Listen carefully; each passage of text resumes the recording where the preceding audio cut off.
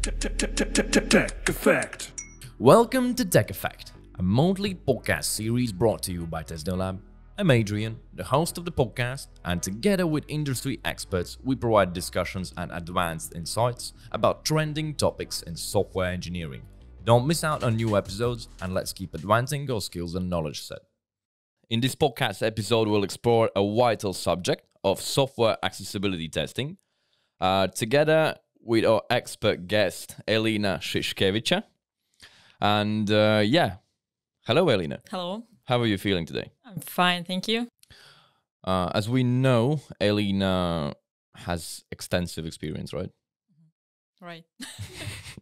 Not only in the accessibility, but also in other fields of testing. Yes, I started as functional tester, quality assurance engineer. So and I extended my knowledge with accessibility testing.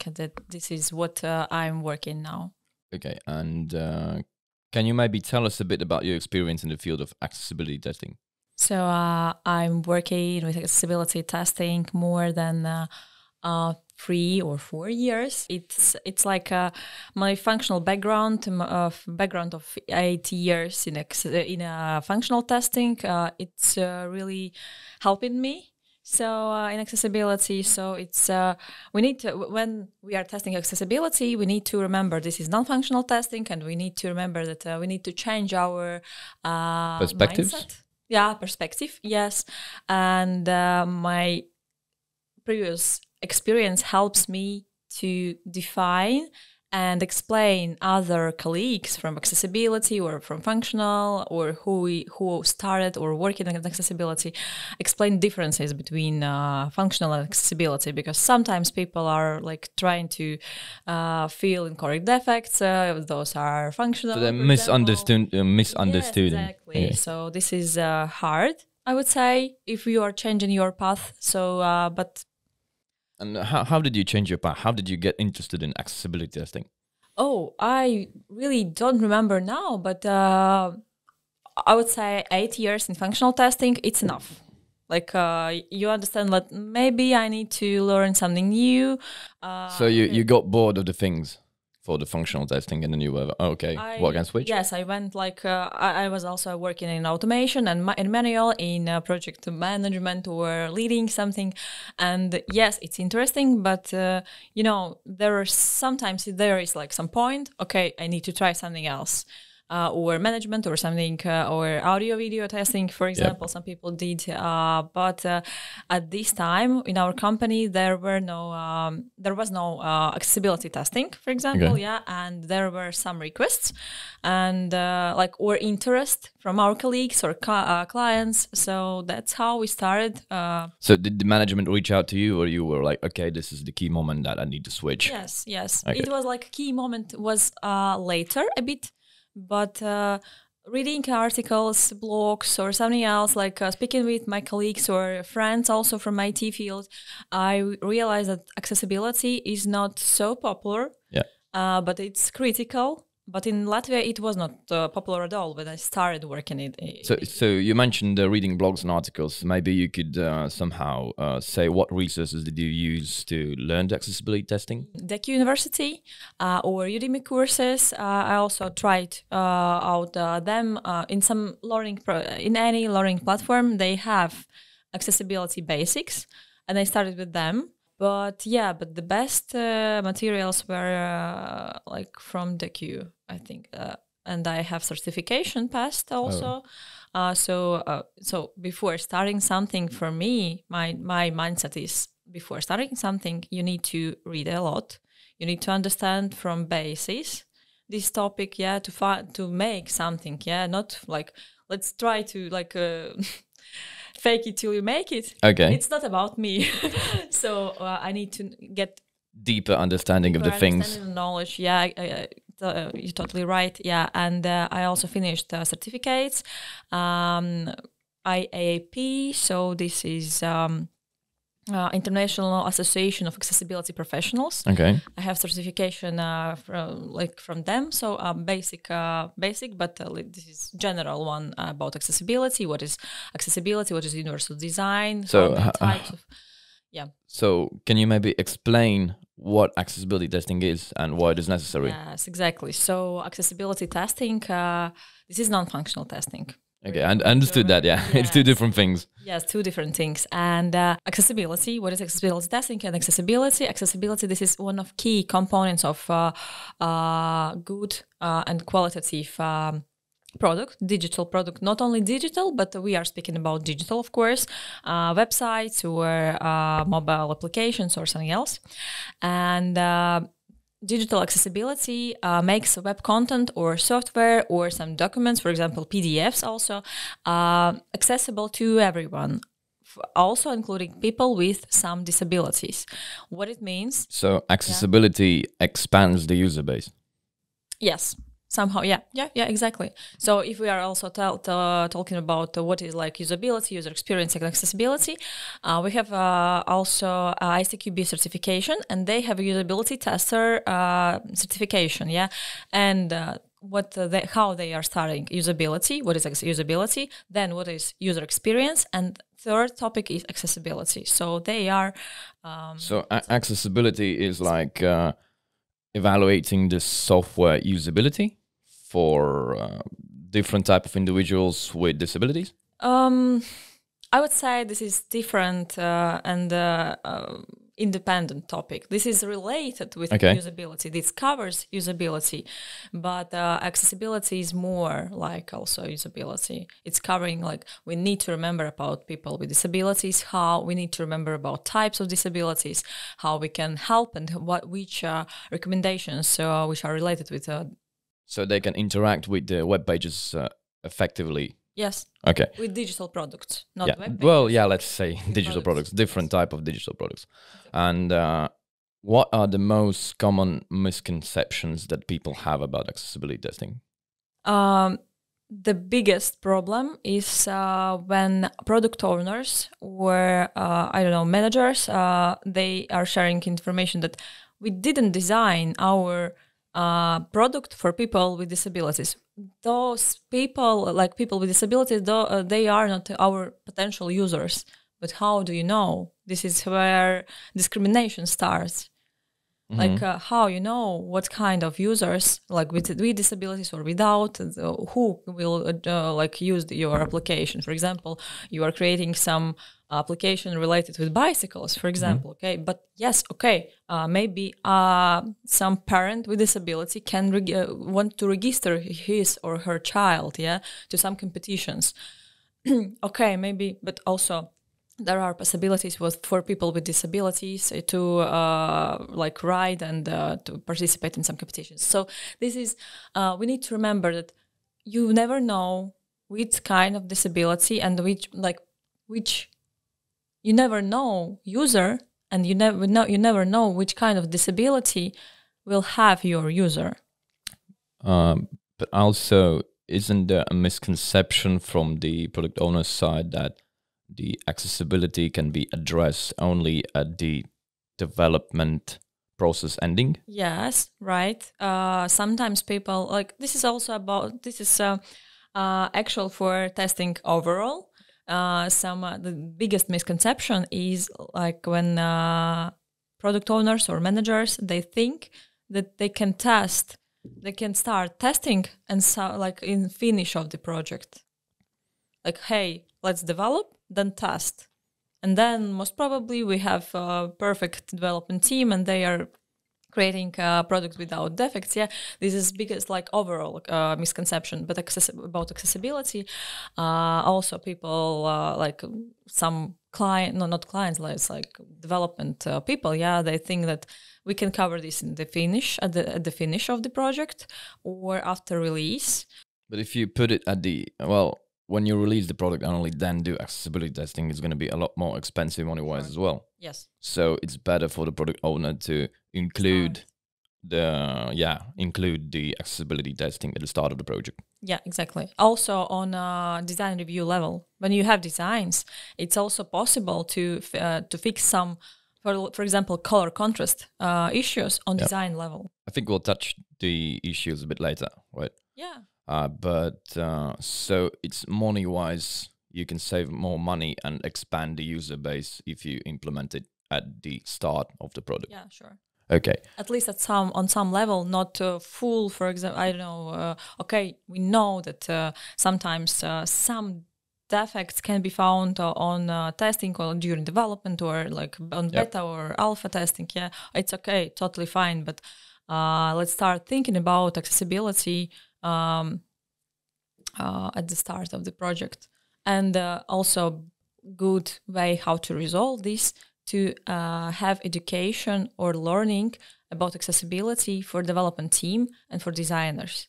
If designer who develops some, I don't know, sketches for this project, it can help to reduce some issues on accessibility level. In your opinion, is the software industry lagging behind when it comes to accessibility testing? It is. So there is room for improvement.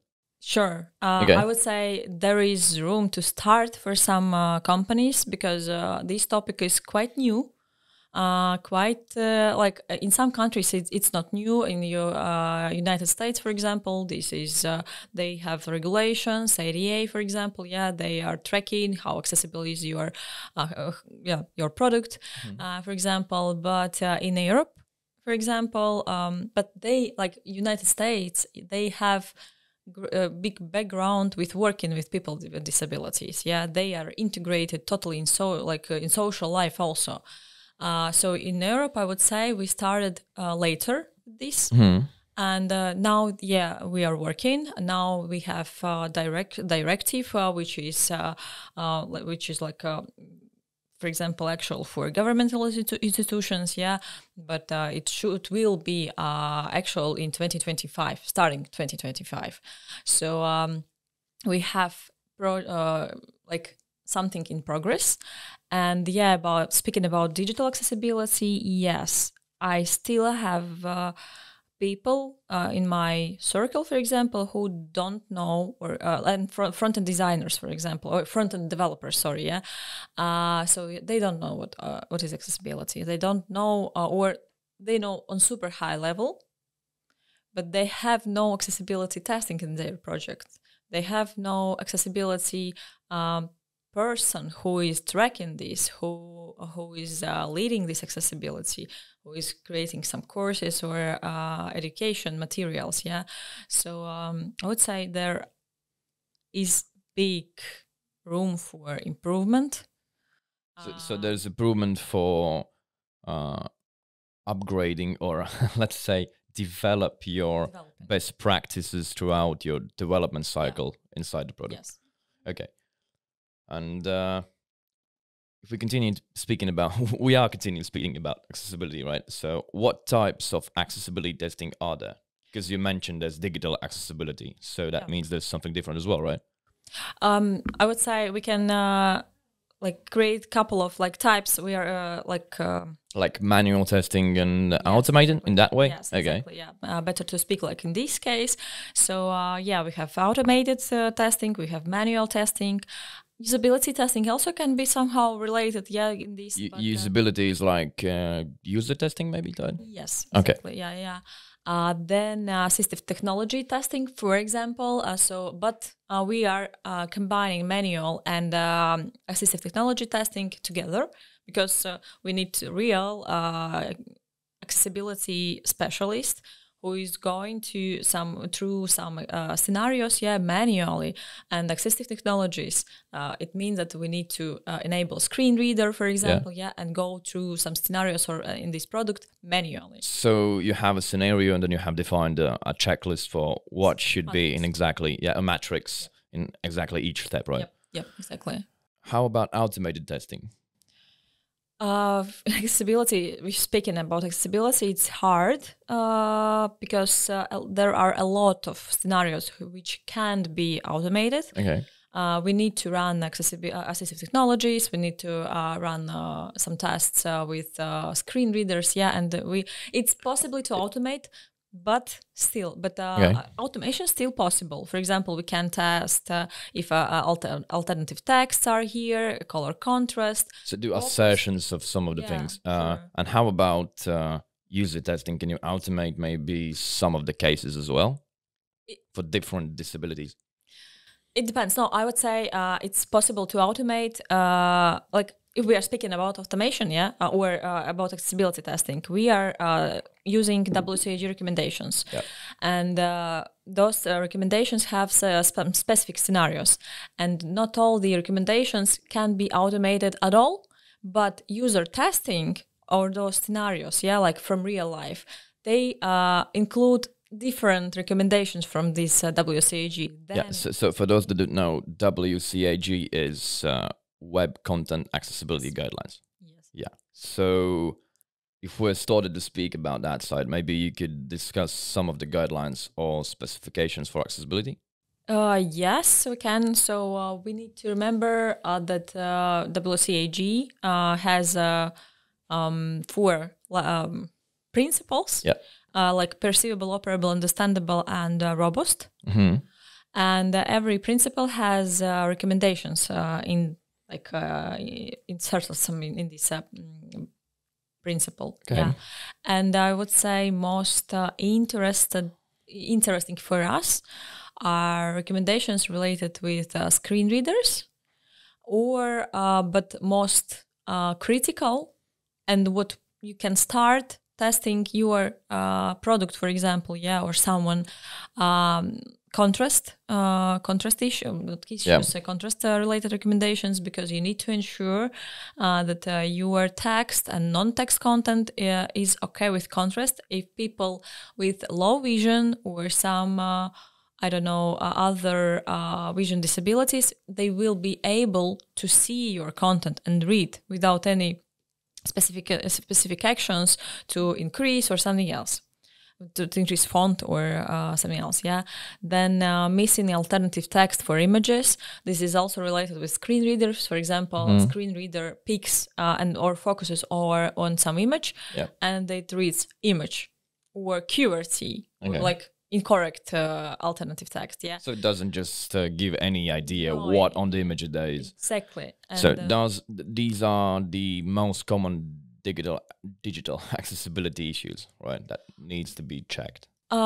Speaking about issues, yes, I would say this low contrast. That's issue number 1. Yes, or icons. Missing alternative text for images, for example. Then empty links or non-informative links. Most probably you saw links. Click here to read about, or read more. Well, I have seen that. That's alt text. Yes, exactly. Okay. So this text, this problem is still actual, and people like in some informative web pages or something else, like if you are reading some instructions, click here and link it. This is link to read about accessibility testing, for example. And the correct way here to select like link text, hold this text, for example, click here. Or read about and give a bit short summary. Yes. Or no, it's okay, it's fine. Like to select whole this sentence, but it's not okay when you're selecting like link, click here text or read more. It doesn't make sense. But if you have like link to read more, and then you have the alt text that describes everything that's going to be in the next page. But it doesn't make sense when you for example, iOS or macOS, they have screen reader, voiceover, and you have rotor. This is menu for quick navigating between some UI elements, for example, and between links. And then when you are enabling rotor, you are going to links menu, and you see click here, click here, click here.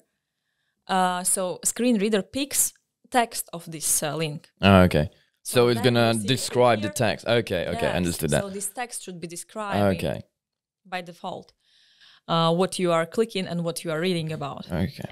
Then missing like empty buttons, sometimes also incorrect roles using, sometimes some like it's okay from developer side to create some specific UI element, new. So like inconsistent navigation? Inconsistent roles. Inconsistent roles. Div, for example, Oh, so incorrect headings and stuff like that. Headings also, Okay.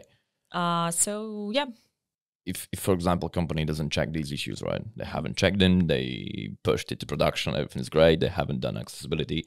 And are there any penalties or fines for non-compliance with accessibility regulations? Yep, good question. But yes, I would say it depends on country. Yeah. Because United States, they have ADA, and it depends on how critical are those errors or like, I don't know, failures from accessibility side. Yeah, we have our own directive in the European Union, but it will be dependent on country. Okay. So yeah, penalties will be or are in place, but it depends on country we are speaking. Like Sweden will be one penalty, in Latvia will be depending on our governmental statements. Yeah, governmental requests, recommendations, and stuff like that. Okay, and can you maybe discuss some of the use cases for different disabilities, such as the vision, physical, hearing, and stuff like that? Okay, so for example, if speaking about vision disabilities, which recommendations or cases are actual? Of course, we need to remember that people are not able to see all the text, and most probably they are using screen readers when they are trying to operate with our page. And we need to remember that we need to avoid of cases when we are not covering non-text information with text. What it means, like if we have informational images, we need to provide informative alt text. If our image is non-informative, skip with a screen reader. Do not focus at all on this. This is non-informative, decorative. We need to provide text alternatives. For example, let's imagine that we have video, but if a person is not able to enable volume, like I don't know, speakers or something else, most probably this person will go and search for text alternative for this video, for captions, for example, or like a text alternative, really text description of this video, and screen reader will read out this text description. Persons with low vision, we need to ensure that Zoom is working correctly. Yeah, we are not losing some functionality of web page when we are zooming. Okay. There's also probably high contrast as well. Yes, exactly. I love actually to put high contrast on my laptop because I can read better. Yes, exactly. So, and I know that some pages you open up and you're like, there's some image, and the image is, you just can't see the image, and you're like, why I can't see the image? And then you change the settings back to normal. And, oh, there's actually an image. Yeah, exactly. This is an actual scenario for people with vision disabilities. If we're speaking about hearing disabilities, of course, we need to provide captions. This is actual for people with disabilities, like with hearing disabilities, but also for us. Sometimes I need to check some video, but I have no possibility to hear, like listen to this, like, I don't know, not music, but some text, and I'm enabling the captions and I'm reading this. Like, actually, this is something must have already. Also for Instagram, for example, for YouTube or something else. True. So True. This is something like this, and also avoid from scenarios. You need to avoid from scenarios when you are providing, like, hey, when you will hear, for example, some click, start working. You need to cover some. You need to provide some alternatives, like text, to cover like the start. most user cases. Yes, exactly. Okay. If we are speaking about people with motor disabilities, we need to provide some alternative, like buttons. If you have Google Maps, for example, you can go through this map or some place, I don't know, by drag and drop or something else, by like with your touchpad. But also you are able to navigate with buttons to left, right, top, and bottom. This is good alternative, which people with disabilities they can use to operate. We need to remember that people sometimes, usually they are using some specific hardware, like sometimes this is big one button, and this is working like tab. And when you are thinking about people with disabilities like your users, you need to think about it. Yeah, you need to test if you are. You need to put yourself in their shoes. Yes, this is actual for yes, for every testing, but also super actual for testing accessibility. But speaking about motor test, if all your UI elements can be focused by tabbing. Okay. Yeah. This means that you can operate then. Most probably. You need, of course, space, like activate by enter or space or something else. But if you can focus, most probably this element can be triggered and activated. So, yeah. Okay. And are there any success criteria for starting the accessibility testing? Yes, it was like actual a question for us when we started also. Okay.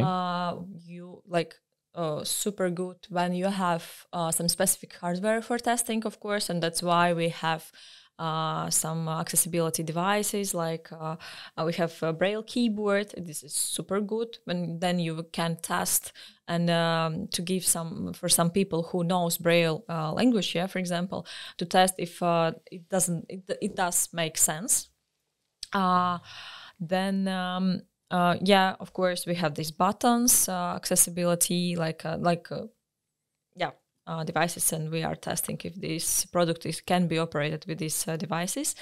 Then, of course, for starting accessibility, and doing accessibility, you need to use screen readers, and this is also a success criteria when your team knows how working with screen readers, what are most popular scenarios, what are some specific keys and shortcuts using them, and what they knows what are most popular scenarios when you are testing, how people with disabilities are using those screen readers.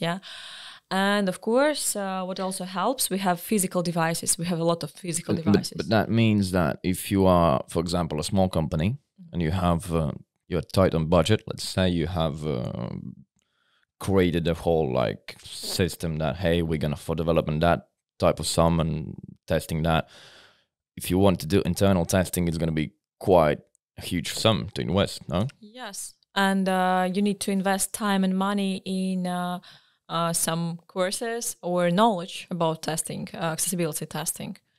And sometimes if you are learning on accessibility testing, like how to work with this, you spend a lot of time. So that's maybe why a lot of companies doesn't implement the accessibility inside their development cycle, because they don't see maybe the benefit versus the money. No, I would say maybe they okay. It's just a thought. This is no benefit. Sometimes it's better to have some person outside, maybe, or some agent, or outsourcing who can give some suggestions, or who can provide some consultations of how to start.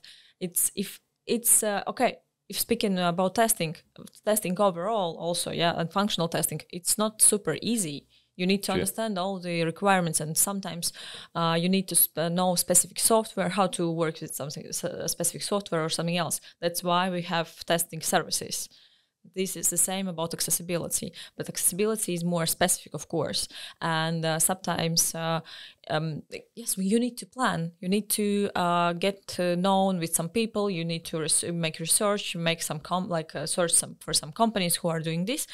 You can arrange some consultation, and you can use those consultation results during your testing. Then you can you can run some audit, or I don't know, it depends on company structure, of course, But if this is expensive, this is not so expensive if we're comparing with functional testing, for example, or load testing. Okay, I would say this is on the same level. Yes, this is specific as load testing, but it makes sense to run on some levels, of course.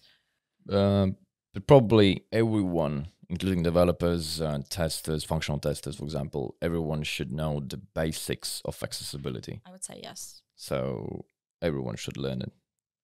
I would say Even if you're not fully into accessibility testing, you should at least try to do your best. Understand biggest challenge and main problem, because really sometime I would say also in Latvia and also in Europe, people with disabilities, they were invisible. Yeah, left out. Yes, exactly. That's quite sad. Yep. True. So we need to remember that they because they were sitting at home and there were no possibilities to do something outside. The same about digital products. We need to remember that they are the same people with the same rights, and we need to provide the same rights them to use our products. We need to improve the overall user experience by making it more accessible to everyone. This is not only about digital, but overall worldwide and in all these spheres. But true. Okay, and let's go forward. If we're speaking about the tools, what are some tools that are commonly used for the accessibility testing? So, we are what we are using here in our daily basis on our daily basis. So those are screen readers, of course, and screen reader selecting, it depends on operating system we are using, and browsers also. We are using also some browser extensions to help us to do this job faster. And for example, Wave browser extension, or accessibility insights for rep, or color contrast checkers, or something else. But we need to remember that sometimes also those extensions can pick color incorrectly. For example, maybe they have different levels or layouts, for example. Yes, and sometimes you need to double check. Sometimes those extensions are not able to. They are passing with something, but if you are going manually, there is some like a bug or error related with accessibility. So yes, it helps. Of course, we can use some results, but also we are double checking sometimes. But we can't, I would say, use those results in our reports. For example, all the information we are double checking here. I remember we spoke. Well, you said that automated testing, right? It's not quite. It can detect all accessibility issues, and it can't really replicate the real user experience also. No. So I would say automated testing can be and should be used during accessibility testing. Yes, there are a lot of not a lot. We were comparing with functional testing. Okay. There are libraries which can be used.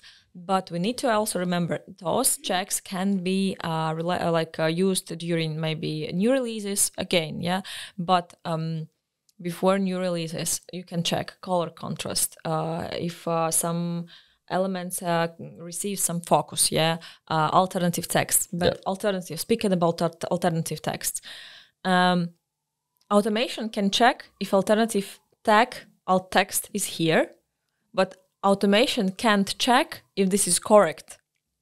In this case, for example, you have image with the dogs are playing or something else. Maybe in the future. In future, yes, If we speak about the future, how do you think can AI be used to improve the digital accessibility? So if we are speaking about testing, I would say AI can help, for example, testing for some alternative texts. Of course, if we are speaking about accessibility overall, I would say it can help, of course. And for example, AI can trigger and create some alternative text for images, or create some captions, auto-generated captions, because this is quite big problem for example, with English, no. Some services are providing auto-generated captions, but not for all the languages. Most probably AI will resolve this problem. Okay, that's from the which perspective side? Because AI can detect also the issues that you don't have alt text, right? Yes, it can detect that images. Which side we're discussing now? This is user side. User side, okay, user experience side.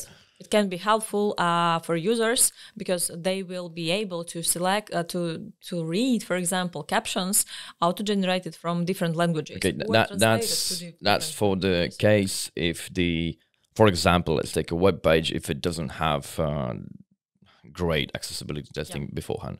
But let's say that we are on the other side of the fence for the development auto testing. Yeah. How can AI benefit in that field? I just had a quick thought, for example, I would say most probably there will be some libraries which can generate some texts or captions, and we can use those libraries. And for example, autocomplete, where for registration, for example, and face recognition. Maybe there will be some possibilities to. It's actual for people with some memory problems also, or I don't know, mental problems. Also for me, it's hard to remember all the passwords. Really. Just use password manager. Yeah.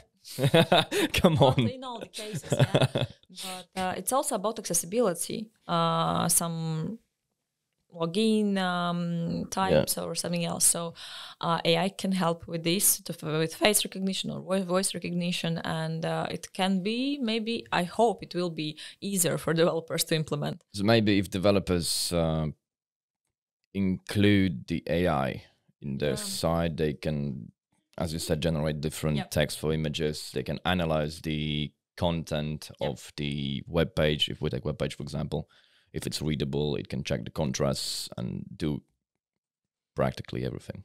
But in that particular can be checked without AI, but yes. So we talked about the automated testing and manual testing. When is it better to actually opt for manual versus automated? We need to remember that we need to combine both automation when it's possible and manual. Okay. Second, when it's better, there is no correct answer to this question. It depends on software development also, life cycle, it depends. So, but the right thing and the main thing we need to remember, try to select, if we are going through wcag recommendations, which are actual for your product, when you're creating scenarios, point somewhere yes, it can be, and most probably for the first time it should be tested manually, but it can be automated and provide some expected results for this, and then you can start. But as we know, there can be a lot of false positives from automated testing as well. Yes, we need to remember about this. So if you want to, so the better is to opt for manual testing to verify these false positives and the negatives throughout the testing, right? But then question why we need to invest some money or time in automation. So that's why by doing this first testing manual, it's super critical to select right scenarios for automation and right criteria recommendations. So if you have really complex scenarios, then you need to also do manual testing. You can't really automate that, right? No. It depends on recommendation. You can, but not for all the recommendations. Okay, and the next question from my side is, how can accessibility testing be integrated into development workflow? Yeah, but it's a super good question, because this is what we are also doing and providing some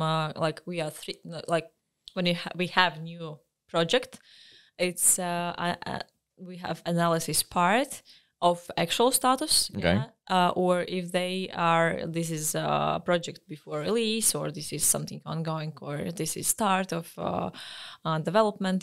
So of course, better to start start accessibility as earlier as possible. on design level. So, but in reality, how it can be done, we are doing some audit for a web page or for product, for example, then we're providing results, then client, product owners or some managers or leads, they are reviewing this scope and all the defects list, for example.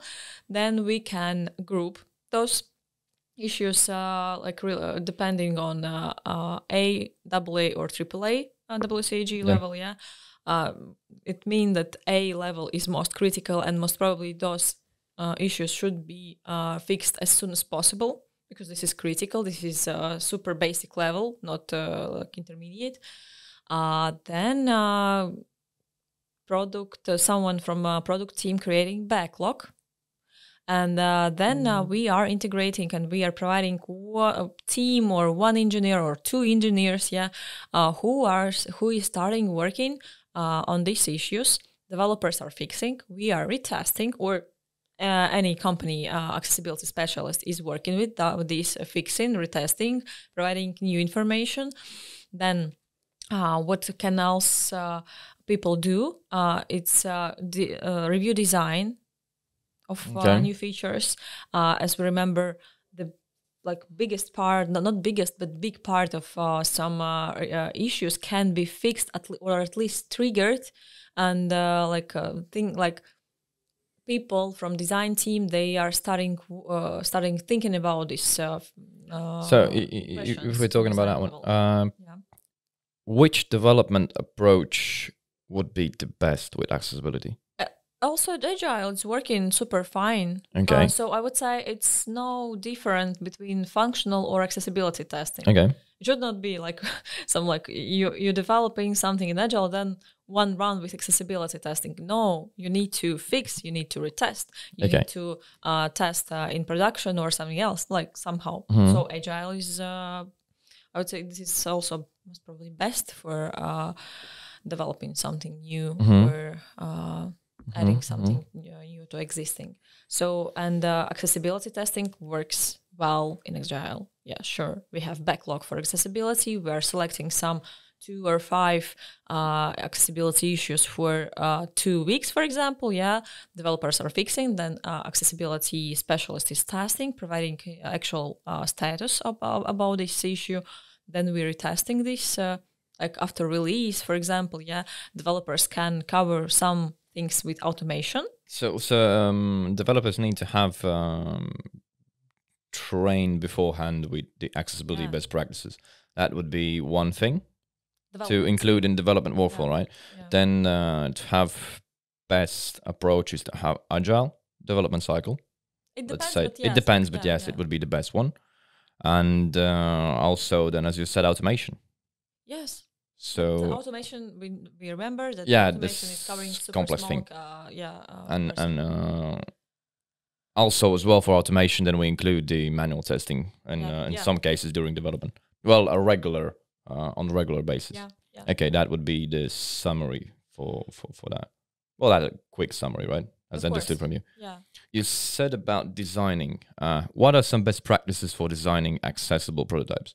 The best practice for designing accessible prototype is designer which knows about accessibility. Okay. At least on good level, I would say. So, of course, creating these designs by interacting with accessibility specialist who can review all this. And also good practice to send for these prototypes for review. For people who are working in accessibility, they will review this, provide these designs, will provide comments or questions, for example. So designer needs to actually know all the colors for the website that will be... But they are providing this information. Well, they're providing, but never mind. When you are designing and you are selecting color palette, for example, you need to remember about color contrasts for text or non-text. If you don't know that, then it's quite tricky in a later stage. Yeah, it's okay, but then it's hard to fix when you have some actual project which has a lot of users, for example, and then you realize that you are lacking with color contrast. Okay. It's super hard and like really hard to change colors in your existing application. Okay, and last question, I don't know, maybe I'll think of something else. How do you think digital accessibility testing will evolve in the nearest future? We can speak about it from different perspectives. Yeah. But I hope, like, first of all, I hope really, as we discussed before, AI will help provide some more accessible features. Okay. For example, chatbots. It can be also helpful, but if those chatbots will of course functioning well. So from both sides, I think it will be great, right? hope. AI could help improve testing, and it can also help for the people with disabilities. We will be able to use this knowledge of Okay. accessibility. Then second, like involving and not reducing, but providing more accessible products. It will help To wider audience, wider range of people. Yeah. Okay. We are reducing this.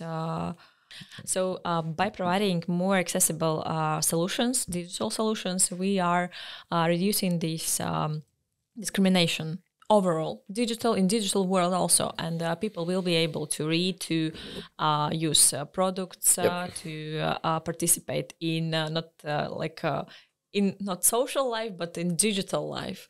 So I know that the gaming industry is also has great support for accessibility, and people can game and can do something. Yep. And I hope that, for example, governmental institutions will be more responsive because those systems are quite complex, and True. It's really hard also. Like, it's hard to understand what you need and where you need to find or search something, overall. But I would say this is more harder for people with disabilities. And if they have incorrect, I don't know, now, for example, if they have some issues with focus order. So everyone who creates the product need to enhance the collaboration between the testers and developers, and to ensure that the software that you will push to production is accessible to more people and they can actually enjoy it. And it meets all of the user needs for the user, regardless of their abilities. Yeah, and by providing accessible product, you are increasing usability, user experience, user experience as well. And from marketing, like Google likes more accessible pages. More. True. Okay, thank you. Thanks to all who joined our chat with Elīna, that we discussed topic on software accessibility testing and a bit of the regulations as well. We appreciate our support. Follow our podcast on Spotify or YouTube for more expert insights. Share feedback, suggestions, and connect with us on Instagram, Facebook, or LinkedIn by searching us by the name TestDevLab. And keep advancing your skill set, and see you the next time. See you. Thank you. Thank you.